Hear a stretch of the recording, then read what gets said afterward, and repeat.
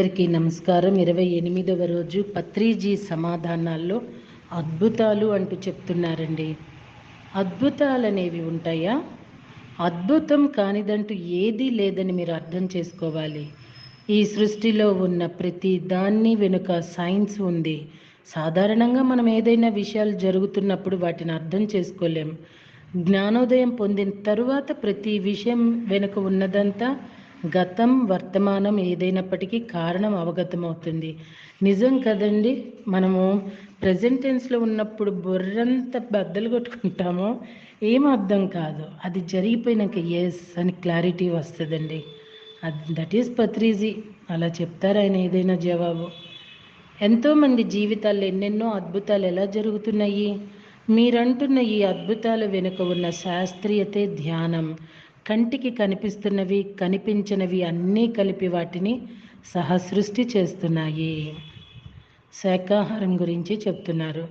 నవ్యయుగ ఆధ్యాత్మిక శాస్త్రంలోని ప్రధాన సూత్రాలు ఏమిటంటే ప్రతిరోజు ధ్యానం చేయటం, శాకాహారం సేవించటం, అంతే.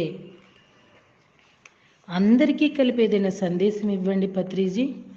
ప్రతి ఒక్కళ్ళు శాకాహారులు కావాలి. మాంసాహారాన్ని తినటం వల్లే మనుషులు శాంతిని శ్రేయస్సుని పొందలేకపోతున్నారు. శాకాహారం ఉన్న చోట శాంతి శ్రేయస్సు వెల్లివిరుస్తుంది. మాంసాహారం ఉన్న చోట అశాంతి అలజడి నిండిపోతుంది. ఎందుకంటే హింసకు పాల్పడుతున్నారు కాబట్టి.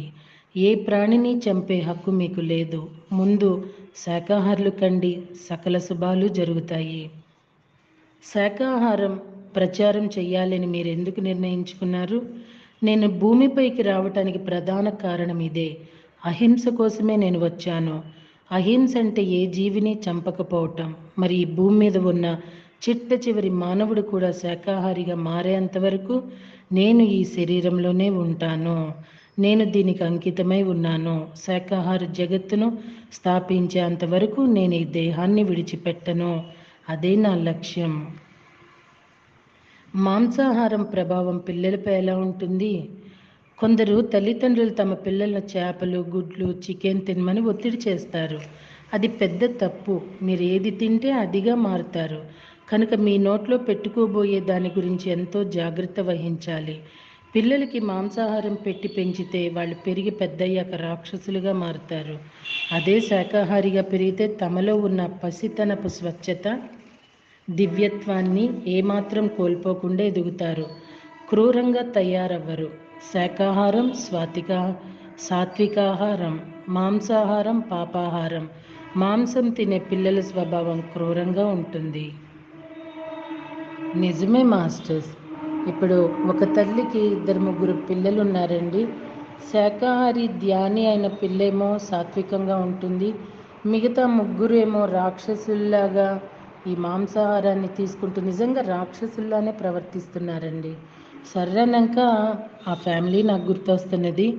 ముగ్గురే ఆస్తులు అంతస్తులు తప్ప తల్లిదండ్రులు అక్కర్లా. తల్లిని పడేసి కొట్టేసి ఆస్తిని పీక్కొని ఎట్లయితే మాంసం మొక్కని పీక్కొని తింటున్నారో అలా పీక్కొని తింటున్నారండి. పత్రిసారి ఏది చెప్పినా దానిలో ఒక అర్థం పరమార్థం తప్పనిసరిగా ఉంటుందనేదే నా నమ్మకం. మరి మీకండి? ఒక వ్యక్తి శాకాహారిగా మారాలంటే సులువైన మార్గం ఏమైనా ఉందా? శాకాహారి కావటానికి ముందే మీరు ధ్యానులై తీరాలి. ఎందుకంటే మీరు మీ మనసును అదుపు చేయగలిగితే ఇక నోటికి కూడా అదుపు చేయగలరు. ధ్యానం మొదటి మెట్టు, శాకాహారం 2వ మెట్టు. ధ్యానులకు శాకాహారం గురించి మీరు చెప్పవలసిన అవసరం లేదు. అది వాళ్ళ అంతరంలో నుంచి తెలిసిపోతుంది. కనుక శాకాహారిగా మారుతారు. అందుకే ధ్యానం అన్నది కీలకమైనది. నా చుట్టూ ఉన్న వాళ్ళందరికీ శాకాహారులుగా మారమని పదే చెప్తూ ఉండాలా? వద్దు, అవసరం లేదు. ఒక్కసారి చెప్తే సరిపోతుంది. వాళ్ళంతటి వాళ్ళే మీ దగ్గరకు వస్తారు.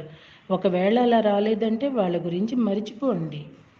మాంసం తామసిక ఆహారమా? మాంసాహారం తామసిక ఆహారం, పరమనీచమైన ఆహారం.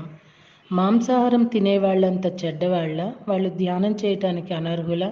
వాళ్ళు కూడా మంచివాళ్ళే. అయితే ధ్యానం చేయటానికి వాళ్ళు చాలా ఇబ్బంది పడతారు.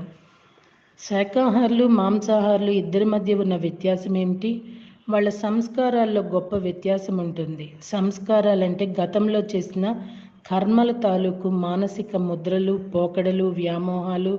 శాకాహారుల సంస్కారాలు ఒక విధంగాను, మాంసాహారుల సంస్కారాలు తద్విరుద్ధంగానూ ఉంటాయి.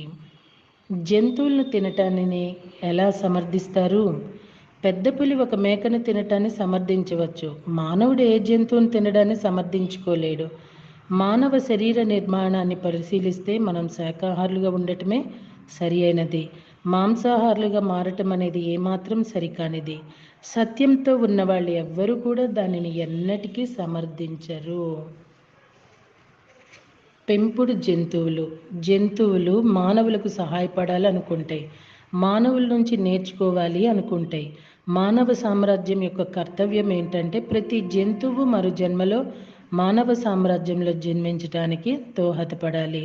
అంటే మనమంతా వాటిని మన ఇళ్లలో పెంచుకుంటూ ఉంటే అవి వాటి తర్వాతి జన్మల్లో మానవులుగా జన్మ తీసుకుంటాయి.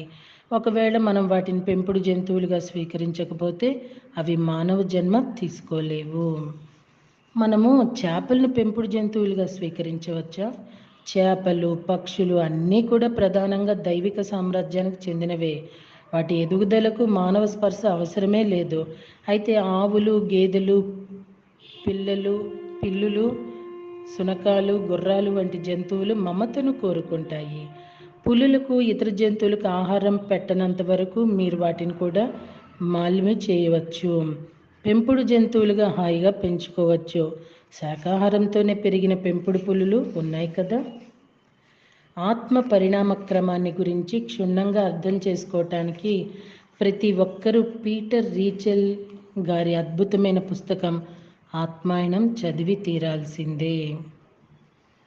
మాస్టర్స్ పత్రిజీ బుక్స్ చదవమంటూ ఉంటారు కదా, పుస్తకాలు చదవాలండి. నేను 2019 నుండి ఈ పుస్తకాలు చదువుతూ ఆడియోస్ చేస్తూ నేను అందుకుంటూ నా ఆత్మబంధువులైన మీతో పంచుకుంటున్నాను. దీనివల్ల అండి నేను చాలా మార్పు గమనిస్తూ వస్తున్నానండి. మనము ఎనర్జీ పరంగా అన్ని పరంగానండి చాలా అద్భుతంగా ఉంటుంది.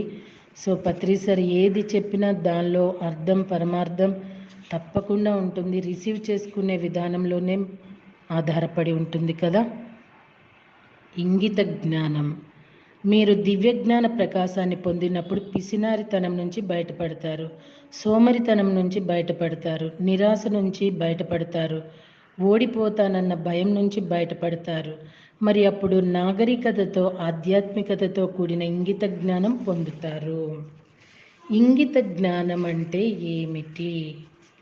ప్రతి ఒక్కరిని గౌరవించటం అనేది ఇంగిత జ్ఞానం. ఇతరులను అగౌరవపరచడం అనేది అనుమతించబడదు. అనుమతించబడింది ఏది కూడా ఇంగిత జ్ఞానం కాదు. అనుమతించబడేదే ఇంగిత జ్ఞానం. మన సమయాన్ని సద్వినియోగపరచుకోవటమే ఇంగిత జ్ఞానం.